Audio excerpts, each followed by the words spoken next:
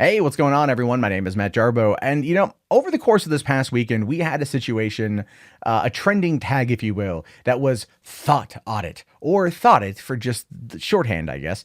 And the idea behind it was a bunch of right leaning individuals were trying to pester online sex workers to, well, get them to pay taxes, trying to argue that they weren't paying taxes, that they weren't paying out any money, and that they were defrauding the government, and then trying to get them audited and in trouble and all sorts of things. And it didn't make a lot of sense to me because I'm like, everyone I know who does this type of work, whether it's online content creation, online streaming, sex work, and I know people who do that, everyone pays their taxes. We all understand the tax code. A lot of people out there end up really, really, really discussing it. It becomes a hot topic of conversation, right? Like I was at VidCon talking with Andy Worski last year about the whole taxes, and he's like, "Oh yeah, man, everything, food, electricity, utilities, phone, everything's a tax write-off." And it is when you are a business. That's the whole thing. Everything becomes a tax write-off. Anyway, what that situation to me said was that it was going to find a way to kind of elevate itself into the next level, whether it was going to be on purpose or accidental or something. There was going to be another level to this. And because of that, because of the Thot Audit hashtag, we get a headline like this from the New York damn Post. Twitch star accidentally reveals that she once sold her underwear. Now, you might be asking yourself, how in the hell does Alinity, because by the way, this is Alinity, how does this have to do with the Thot Audit? Well, it opens the door to a wider process. It opens the door to a wider conversation. How many of these cam girls, whether it's YouTube, Twitch, My Free Cams, I don't know any of the other ones that are out there, how many of them have over the years sold their underwear? How many of them right now are selling their underwear? And how many of them right now are not claiming that as income? Because let's be fair, that's income. If you sell your underwear online, that is considered income. It is something you're going to have to report. It is going to have to be a line item in your filings. So that's a question, right? Anyway, it says here, a Twitch streamer broadcast a little more than she intended and accidentally revealed that she sold underwear when she was a broke college student. Alinity Devine, who boasts 725,000 subs, was streaming on Wednesday when she mistakenly opened her Gmail account. Devine closed the window in a matter of seconds, exclaiming, "Shit, shit, shit." But eagle-eyed viewers noticed a message from a male fan titled, "I want to buy," and made several copies of the screen. The opening line of the email read, "Hey Alinity, I hope you remember you sold me a leopard bra many years ago. I offered you very good money then, and I wanted to ask if you like to," with the rest of the message being cut off. And of course, that was going to spread like wildfire. That was going to spread like wildfire. Somebody out there was going to be like, "Oh my God," right? Because people want to know this kind of thing. If you're open about it, they might mock you about it, Repsion. Okay. But he owns it. So in that particular regard, he owns it. I also hope he's reporting those earnings to the government, because Daniel, that is actually considered income when you're selling foot pictures and you have a sale for Black Friday. You're my friend. I'm not knocking you, but I still cannot not laugh at that whole thing. I would never sell my underwear. No one would ever buy it in the first place, but I just, no, man. I can't fathom that shit personally. I can't fathom selling it. I can't fathom buying it. But you know what? There are some fetishists out there, and let your freak flag fly. If it's consensual, I'm cool with it. But in this particular context of the conversation, it is entirely about taxable income. And that falls under the lines of taxable income, especially if you're broadcasting it. I bet you Daniel is claiming it on his taxes. I just hope his CPA doesn't ask him what it is. It just doesn't. Anyway, Alinity is straight up going to get a ton of crap over this, right? People are going to dive in because this is juicy.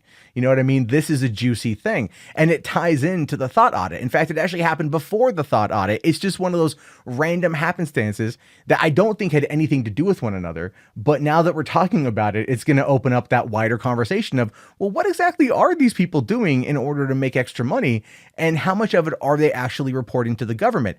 And I do feel that even though the subject of content creators and taxable income is one that I think needs to be had, honestly, go watch any YouTuber you know between like the middle of March and the middle of April, and a lot of it is always bitching about taxes, because it is a thing. It is very much a thing.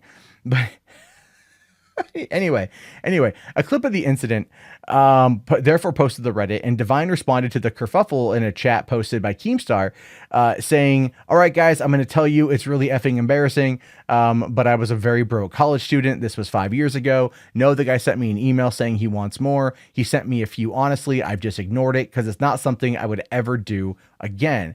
When Devine's emails slip and subsequent admission caused her embarrassment, it is not clear if she actually broke any Twitch's rules. And then from there, it talks more about the idea of cam girls and how much sex they sell on Twitch. Now, here's the thing with that, though. If when she said she did this 5 years ago, if people look back in and discover that she was on Twitch 5 years ago, I don't even know if Twitch was around 5 years ago, to be honest with you. I don't really remember. And they discovered whatever platform it's on and she's still there, that could then be a violation, because that could be considered a violation of the community guidelines and the terms of service of that streaming platform. Here's the thing. I just want to make abundantly clear. I'm not shaming Alinity for this whatsoever. All right. Like that is entirely her deal. She probably could sell as much as she wanted or as little as she wanted. It's no one's business. It's no one's business.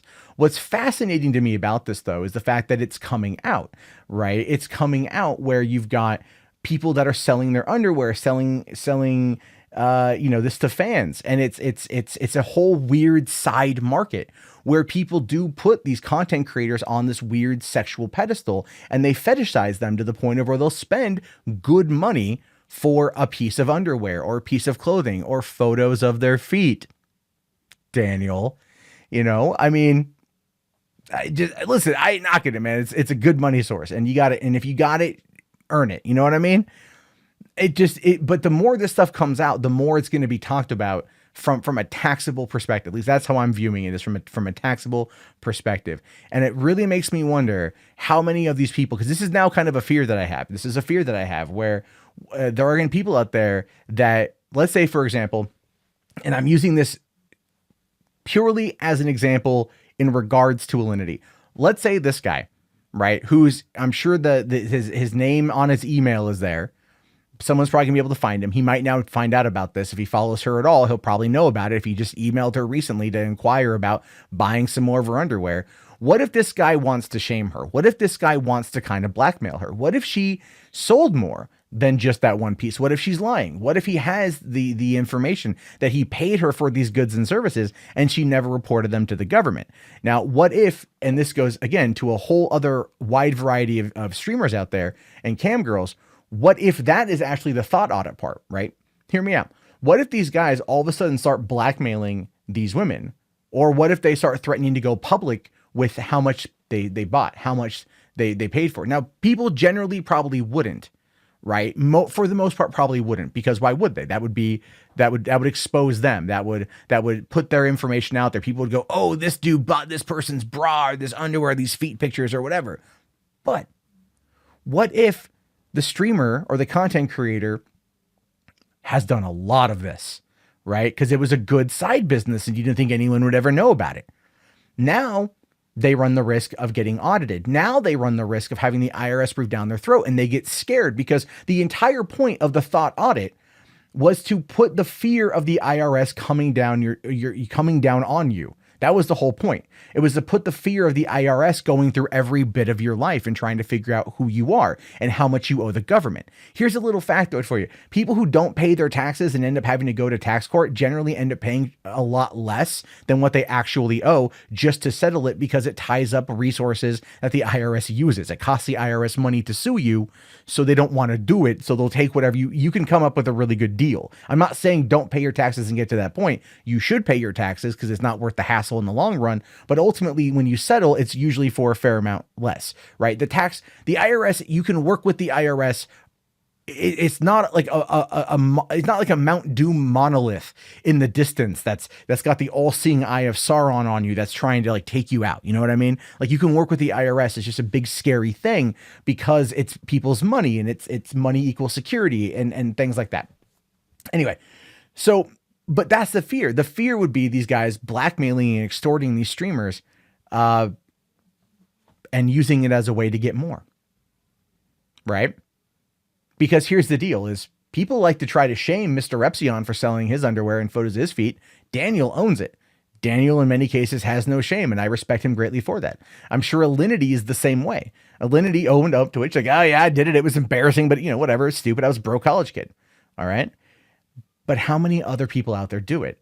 Now, if you ever go and surf the front page of Reddit, this is where it gets interesting. If you ever go and search the front page of Reddit, you'll come across a whole bunch of like not safe for work, like the highest voted not safe for work picks. And you'll start noticing a trend. I spend a lot of time on Reddit because that's where I pull a lot of my stories from, and I'm on the front page seeing what's popular. That's my story, and I'm sticking to it. And you see a lot of not safe for work cam whores, right? And they post photos to multiple different subreddits to build an audience, to build a following. They then open their own subreddit where they direct all that traffic to it. Then they sell premium snaps, and they sell other things to them as well. And they open up an entire side market to their audience to make a living doing sex work. I'm not against any of that. Hustle where you can hustle. Sex work is real work, that kind of shit. But the way that I view it is like, how much of that, do they pay for? How much of that's processed via PayPal? Because with PayPal, even though there's a record of it all, if someone sends it to you as a friend or family donation, and not something for goods or services, then it doesn't really, it's a whole different processing of it.